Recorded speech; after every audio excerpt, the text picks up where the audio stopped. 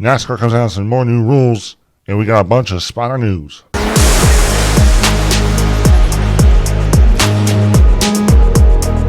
Welcome back to Ruin the Bottom. Excited to talk about today's NASCAR content. Looking forward to jumping right into it. First topic, Stephen Parsons is in the Hendrick Motorsports No 75 truck this year. Stephen Parsons is a young guy coming up. I don't know much about him. I haven't done much. I've heard of his name in the truck series. I think he had one race last year with Racky Roofing. I don't exactly know that. So it's kind of bouncing around. Going to a decent team, okay team, 75 truck, 17. Excited to see how he does. Going to be a great opportunity for him to continue his craft and improving his driving skills. Now next, we got some NASCAR news, some interesting stuff. Jonathan Fields reported on some interesting stuff with the NASCAR Xfinity Series packages going into next season. Interesting ones were the Indianapolis Motor Speedway race will have the Super Speedway engine package, which is really weird because Indianapolis is not a super speedway. It's a flat oval, fast, but it's flat ovals, and there's not much opportunity for wide open. And to me, this just looks like they're trying to shoot for entertainment and not real racing. It's racing, but I don't know what we're doing putting it. The engine package that's built for super speedways on a flat oval. It just doesn't make any sense to me. It's probably going to lead to less on throttle time, which takes less, I guess, considered skill. I get it. I bet you the draft is going to be very effective. They want to keep the cars closer.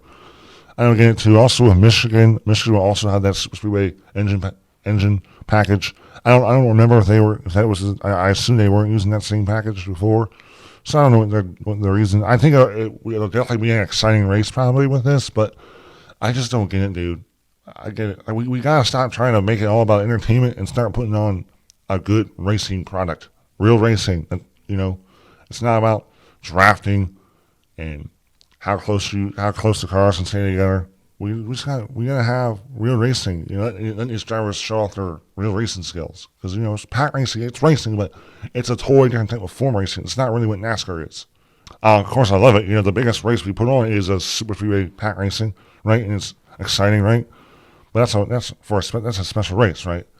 So interesting stuff. I'm not really smart on how that's going to work. I'm just reporting on it, but interesting stuff. Also, there will be no stage breaks at road courses or any other race this year. There will all be yellow flag stage breaks. Last year they tested it at road courses, and I guess NASCAR didn't find it as good because the racing got spread out.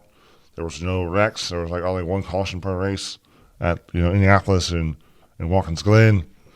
I thought the Indianapolis race, a lot of other people did, was a really good race. I really enjoyed that race. I thought that race was awesome. It was incredible. It was compelling. It was close. I think the Watkins Glen was kind of spread out. The only caution was Chase Elliott running out of gas. It wasn't as exciting. Both races under 2 hours. I understand. I get it. The reason they did this because the strategy messed it up. Either you would pit and either forfeit your stage points to stay up front, or you would take stage points but then end up restarting in the back because people would short pit the stage. And I get that. I understand what they're doing, but I think it's just back to the whole entertainment. They want to create more opportunities for wrecks. But guess what? If they would fix this package and make this package a little more, this car is built like a supercar, a sports car. It's got lots of grip and not as much horsepower. Okay, that's what happens.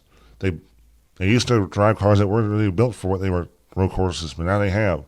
So now you get this issue where the racing just isn't. People aren't making as much mistakes. Also, tracks have a lot more paved off areas.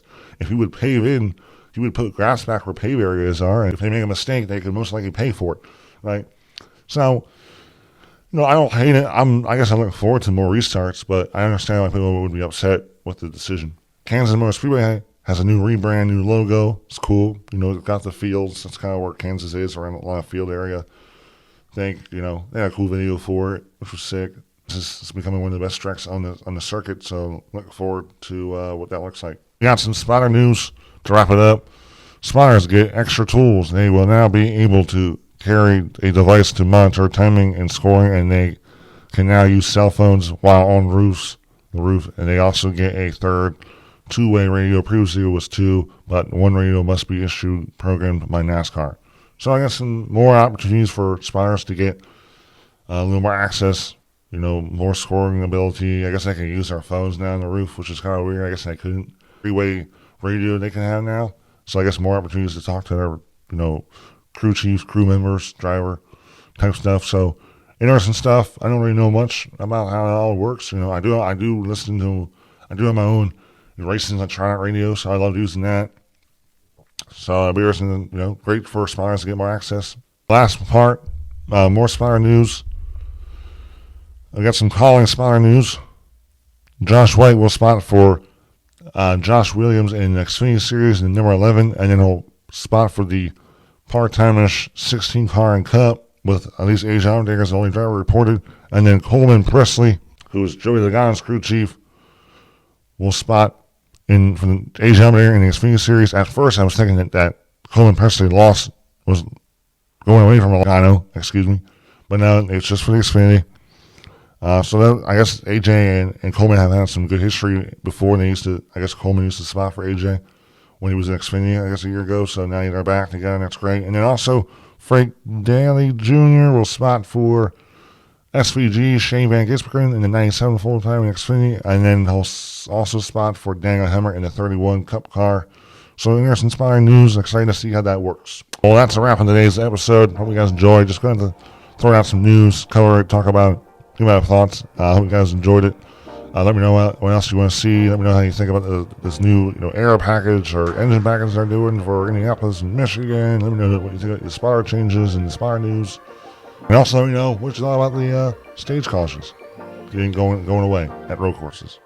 But yeah, hope you guys enjoy. Like and subscribe. I love you all. See you in the next one. Goodbye.